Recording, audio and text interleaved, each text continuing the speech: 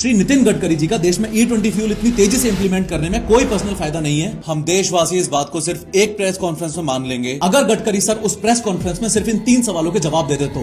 Question number 1, new Delhi में business today summit में आपने बोला था कि गाड़ियों में 20% इथेनॉल ब्लेंडेड फ्यूल डालने से कोई दिक्कत नहीं होती, बाकी देशों में भी है, ब्राजील ने भी इंप्लीमेंट किया है वगैरह वगैरह। तो देखो सर, पहली बात ऐसी है कि दिक्कत तो होती है, आए दिन नए नए केसेस रिकॉर्ड हो रहे हैं जहां लोग E20 फ्यूल की वजह से उनके व्हीकल्स में होने वाली प्रॉब्लम्स बता रहे हैं, बस कोई सुनने वाला चाहिए। दूसरी बात यह कि अगर E20 fuel non compliant cars को डैमेज करता ही नहीं है तो सरकार देश में बनने वाली हर नई गाड़ी को इतनी तेजी से E20 कंप्लाइंट क्यों बनाने की कोशिश कर रही है। और रही बात ब्राजील की, तो ब्राजील ने E20 और E30 खुद के देश में तब इंप्लीमेंट किया था जब उनके मोस्ट व्हीकल्स उस काबिल बन चुके थे, और फिर भी उन्होंने E0 और E10 के ऑप्शंस दिए थे। पर भारत में तो ऑप्शन ही नहीं है, भले ही गाड़ी खराब हो जाए E20 ही भरवाना पड़ेगा। क्वेश्चन नंबर 2, जब अपने देश में E20 फ्यूल इंप्लीमेंट करने का ओरिजिनल प्लान साल 2030 तक था, तो अचानक से इस पूरे प्लान को फास्ट ट्रैक करके 1-1.5 साल में क्यों निपटाया जा रहा है। 2030 तक रोड पर चलने वाली मैक्सिमम गाड़ियां E20 कंप्लाइंट हो जाती हैं और जनता को कोई दिक्कत नहीं होती।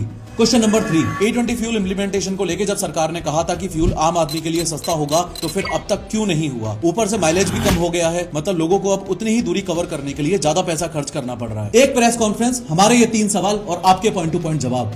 प्रतिनिधि हो आप हमारे, बहुत उम्मीदों से आपको उस गद्दी पे बिठाया है, क्या हम आपसे इतना भी नहीं मांग सकते।